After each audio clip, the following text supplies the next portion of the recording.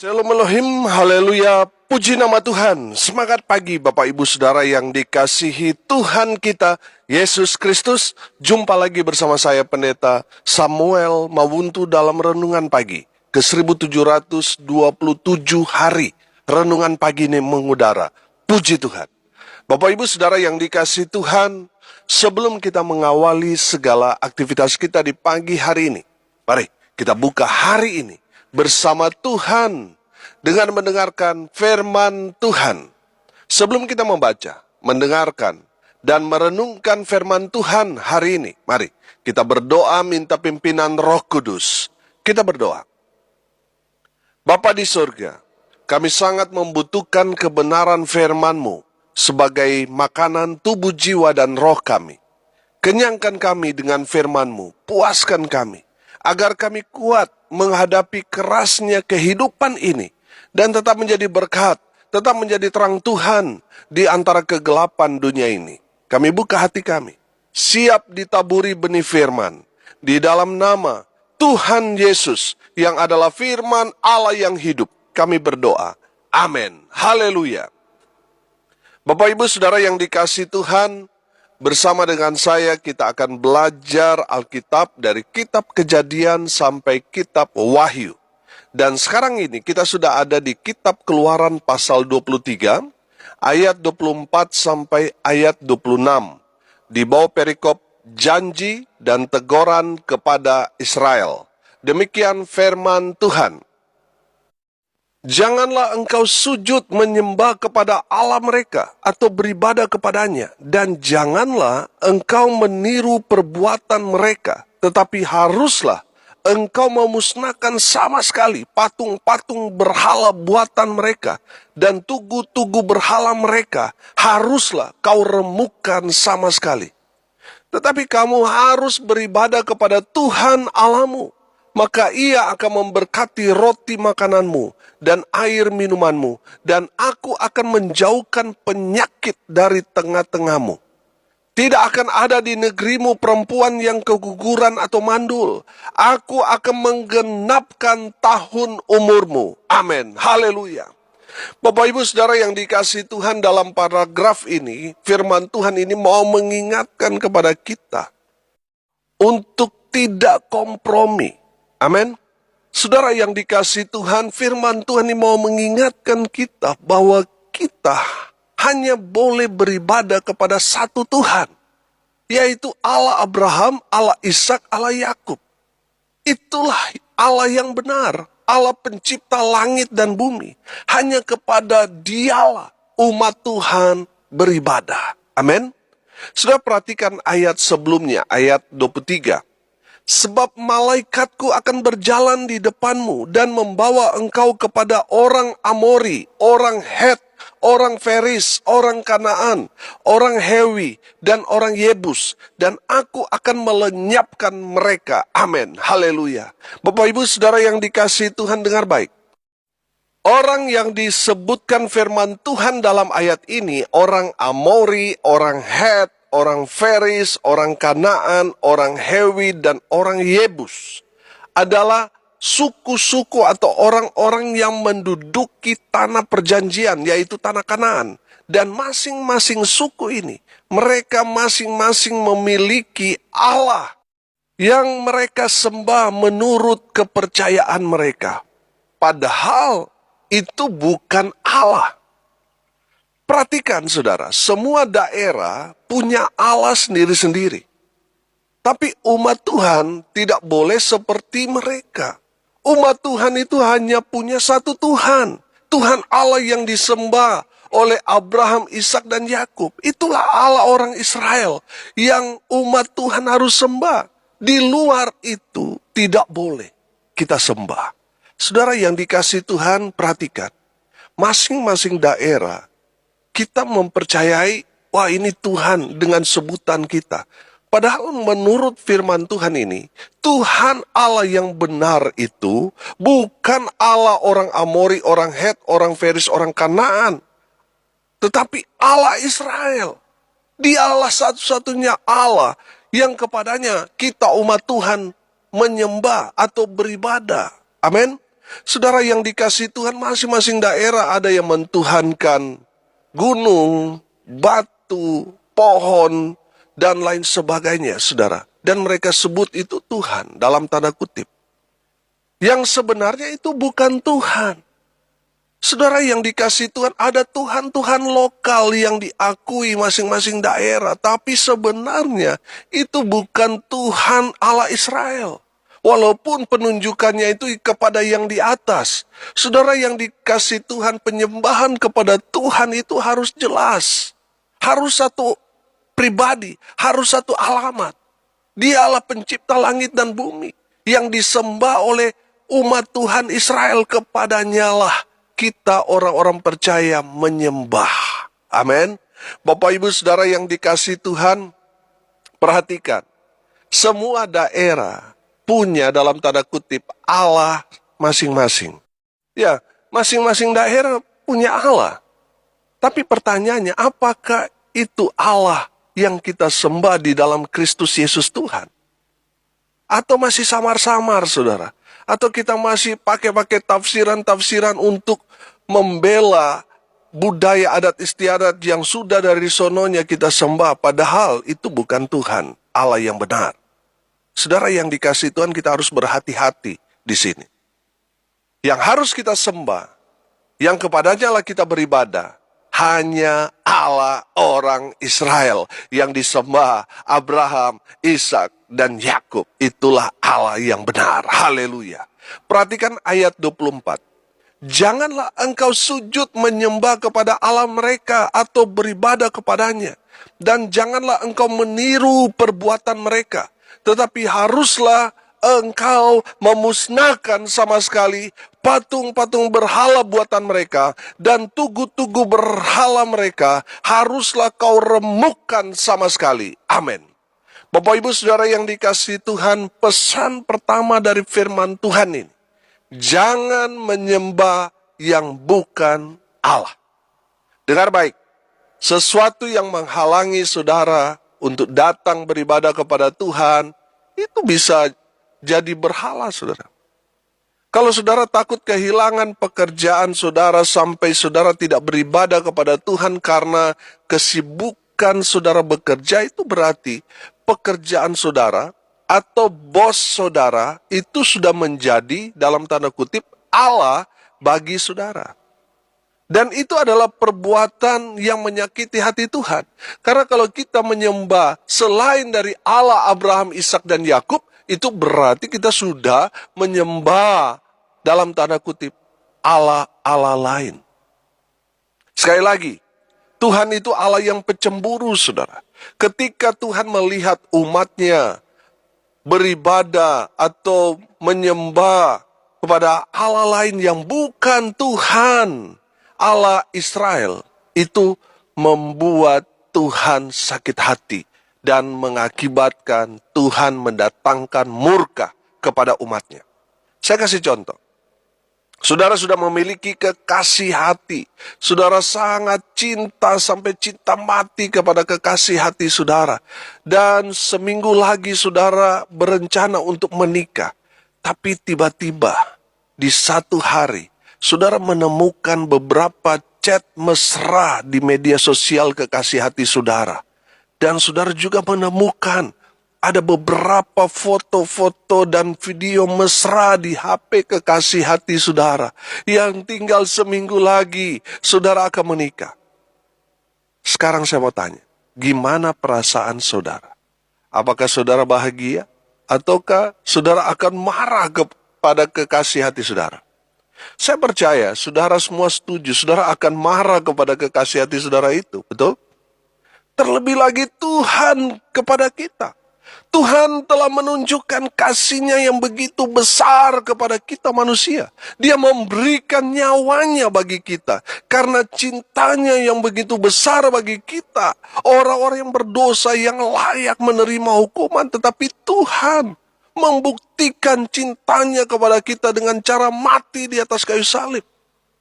Saudara dan saya, gereja Tuhan adalah mempelai wanita dari Tuhan kita Yesus Kristus. Haleluya. Tapi sayang beribu sayang, kasih Tuhan yang besar itu kita seringkali abaikan. Kita anggap itu tidak ada artinya sama sekali di hadapan saudara. Dan saudara lebih memilih rupiah, jabatan, pangkat, kekasih hati saudara. Padahal yang Tuhan berikan kepada kita nyawanya. Supaya kita yang percaya kepadanya, kita memperoleh keselamatan. Tapi seringkali kita mengabaikan itu semua. Saudara yang dikasihi Tuhan, kalau kita mau jujur, kita seringkali lebih memilih mengabaikan pengorbanan Tuhan Yesus daripada kehilangan pendapatan, bonus, jabatan, kekasih hati, dan lain sebagainya. Keselamatan seringkali kita korbankan demi sesuatu yang sementara. Saudara yang dikasihi Tuhan, kalau saudara sampai sekarang tidak beribadah kepada Tuhan, itu menandakan saudara sudah memiliki dalam tanda kutip Allah lain. Dan itu membuat Tuhan sakit hati. Dan pada akhirnya Tuhan akan mendatangkan murka kepada orang-orang yang tidak tahu diri. Yang tidak mengenal Allah yang benar, mereka akan kena murka Allah. Saudara yang dikasihi Tuhan, dari firman Tuhan ini, firman Tuhan mau mengajarkan kepada kita bahwa Tuhan tidak kompromi, saudara. Saudara yang dikasihi Tuhan, kalau ada hal-hal yang membelokkan iman kita, baik itu patung-patung berhala, perbuatan-perbuatan yang seringkali kita berhalakan, baik itu mungkin pekerjaan, harta kekayaan, kekasih hati jiwa kita, saudara, firman Tuhan ini katakan, engkau memusnahkan itu semua. Supaya apa, saudara? Hanya satu yang ada di dalam hati kita. Hanya satu Tuhan, Allah Abraham, Allah Isa, Allah Yakub, yang kita sembah muliakan di dalam Kristus Yesus Tuhan kita. Haleluya. Yang kedua, saudara, kita belajar. Ayat 25. Tetapi kamu harus beribadah kepada Tuhan Allahmu. Maka ia akan memberkati roti makananmu dan air minumanmu. Dan aku akan menjauhkan penyakit dari tengah-tengahmu. Haleluya. Saya mau bacakan ayat ini dalam terjemahan firman Allah yang hidup. Dengarkan ini baik-baik. Kamu harus melayani hanya Tuhan Allahmu semata-mata. Maka aku akan memberkati kamu dengan makanan dan air. Dan aku akan menyingkirkan sakit penyakit dari antara kamu. Haleluya. Bapak Ibu Saudara yang dikasihi Tuhan, perhatikan kalimat. Kamu harus melayani hanya Tuhan. Amin. Bapak Ibu Saudara yang dikasihi Tuhan, kita diciptakan untuk apa? Untuk melayani Tuhan. Haleluya. Kita diciptakan untuk melayani Tuhan. Sudah perhatikan, ketika kita melayani Tuhan, maka Tuhan memberkati kita. Makan minum kita terjamin. Dan plusnya, Tuhan menjauhkan kita dari sakit penyakit. Amin. Bapak Ibu Saudara yang dikasihi Tuhan, perhatikan kalau kita mengalami satu kegoncangan dalam hidup kita. Baik itu kegoncangan perekonomian, kegoncangan kesehatan, dan kegoncangan iman, dan lain sebagainya. Di saat kita mengalami kegoncangan dalam hidup kita, pasti kita akan membuat kesepakatan dengan Tuhan. Dan kita berjanji, kita berkata, Tuhan ampuni saya. Tuhan sembuhkan saya, pulihkan saya. Kalau saya sembuh, kalau saya pulih, saya siap untuk melayani Tuhan. Amin. Seringkali kita buat komitmen seperti itu. Tapi ternyata setelah kita dipulihkan, disembuhkan, pertanyaannya sederhana. Apakah kita tetap komit dengan komitmen kita? Atau mulai berubah, atau kita pura-pura lupa? Saudara yang dikasihi Tuhan, ini seringkali menjadi mantra kita ketika kita ada dalam kesulitan. Tapi setelah kita dipulihkan, disembuhkan, kita sudah tidak komitmen lagi. Bapak Ibu Saudara yang dikasihi Tuhan, dengar ini baik-baik. Jangan mempermainkan Tuhan. Kalau saudara sudah berkomitmen dan Tuhan memulihkan, menyembuhkan saudara, memberkati saudara, tetaplah melayani Tuhan. Amin. Haleluya. Bapak Ibu Saudara yang diberkati Tuhan, dari kebenaran firman Tuhan ini kita menangkap pesan yang luar biasa. Kalau kita sudah beribadah atau melayani Tuhan, jangan khawatir akan hidupmu. Akan apa yang saudara mau makan, saudara mau minum, Tuhan yang akan sediakan buat saudara dan saya. Jangan khawatir juga tentang kesehatanmu, sebab Tuhan akan menjaga, melindungi, dan memberkati kita. Tuhan yang akan berikan hal yang paling terbaik buat kita yang melayani Tuhan. Haleluya. Kalau saudara sudah beribadah kepada Tuhan dengan giat dan sudah terlibat dalam melayani Tuhan, jangan khawatir, jangan takut, jangan mundur, jangan menyerah, tetap maju terus di dalam Kristus Yesus Tuhan kita. Haleluya. Kalau saudara saat ini sedang sakit jasmani dan rohani, itu mungkin karena saudara sudah lama tidak cari Tuhan, sudah lama tidak beribadah kepada Tuhan, atau mungkin Tuhan mau saudara ambil komitmen untuk melayani Tuhan. Dan saudara akan melihat mujizat terjadi dalam kehidupan saudara. Amin. Ada berapa banyak orang yang terlambat saudara. Sudah di akhir hidupnya baru dia mau komitmen melayani, tetapi sudah kadung. Tuhan panggil. Saudara, kalau saudara masih sehat, masih diberkati Tuhan, masih muda, tangkap pesan Tuhan ini. Melayani Tuhan itu satu kebanggaan. Saudara yang dikasihi Tuhan, kalau saudara dipercaya untuk melayani Tuhan, itu berarti Tuhan akan memberkati saudara. Tuhan akan memulihkan saudara. Tuhan akan lakukan hal-hal yang luar biasa dalam kehidupan saudara dan saya. Haleluya. Pesan yang kedua, kita harus siap beribadah kepada Tuhan dan mengambil pelayanan. Saudara harus melayani Tuhan. Haleluya. Yang terakhir, yang ketiga saudara, lihat ayat 26. Tidak akan ada di negerimu perempuan yang keguguran atau mandul. Aku akan menggenapkan tahun umurmu. Amin. Bapak ibu saudara yang dikasihi Tuhan, kalau saudara berjalan ikut Tuhan dengan setia, maka saudara akan mengalami yang namanya mujizat demi mujizat. Yang percaya katakan amin. Haleluya. Pesan yang ketiga, saudara akan hidup dalam mujizat Tuhan. Kalau saudara menyembah Tuhan, saudara melayani Tuhan, yang akan saudara dapatkan adalah pengalaman mujizat demi mujizat di dalam setiap kehidupan saudara dan saya. Berjalan bersama Tuhan, saudara akan lihat Tuhan akan lakukan hal-hal yang heran dan ajaib dalam kehidupan saudara dan saya. Haleluya. Tuhan akan meniadakan saudara keguguran. Tuhan akan meniadakan kemandulan di tengah-tengah umat Tuhan.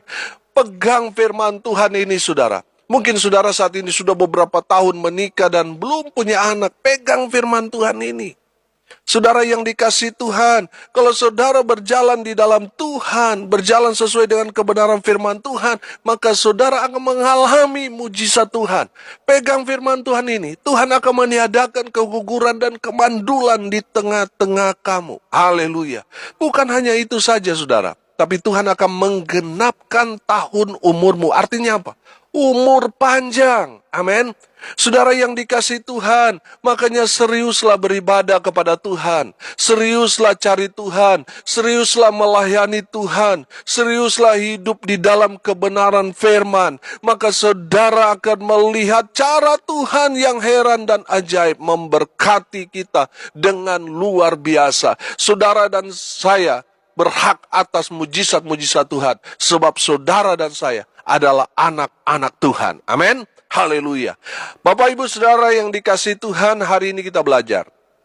Yang pertama, jangan ada padamu Allah lain di hadapan Tuhan Allahmu. Yang kedua saudara, saudara harus siap.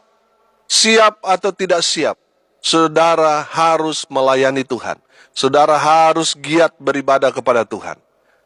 Dan saya percaya saudara, kalau Tuhan menjadi prioritas di dalam kehidupan saudara, dan saudara mengambil bagian dalam pelayanan, maka saudara akan mengalami yang namanya mujizat Tuhan. Haleluya. Mari kita berdoa.